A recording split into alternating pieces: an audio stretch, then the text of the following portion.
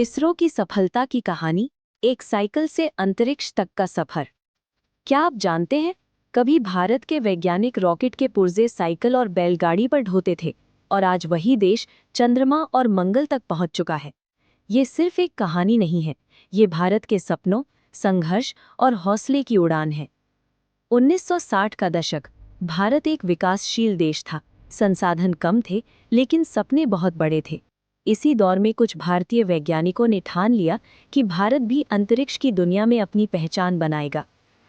1962 में भारतीय अंतरिक्ष कार्यक्रम की नींव रखी गई और 1969 में इसरो की स्थापना हुई। शुरुआत बहुत साधारण थी।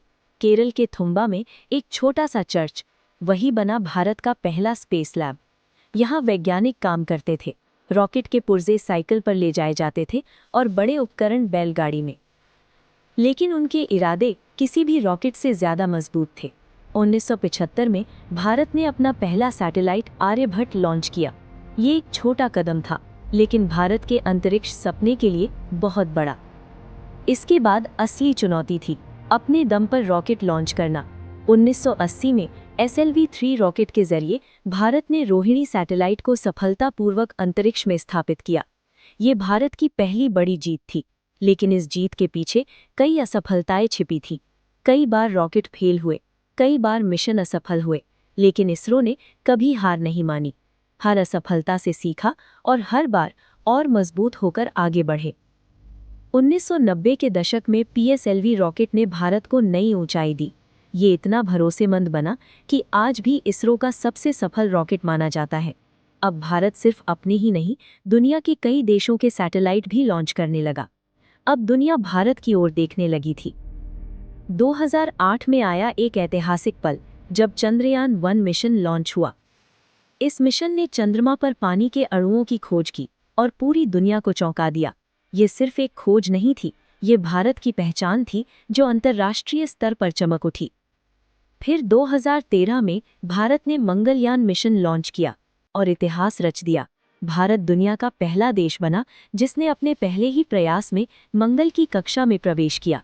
सबसे हैरानी की बात ये थी कि ये मिशन सिर्फ 450 करोड़ रुपए में पूरा हुआ, यानी कम संसाधनों में भी बड़े सपने पूरे किए जा सकते हैं। 2019 में चंद्रयान-2 मिशन आखिरी समय में थोड़ा पीछे रह गया। लैंडर से संपर्क टूट गया, लेकिन इसरो ने इसे असफलता नहीं माना, क्योंकि उनका ऑर्बिटर आज भी चंद्रमा की परिक्रमा कर रहा है और लगातार डेटा भेज रहा है। फिर आया 2023 और इस बार भारत ने इतिहास बदल दिया।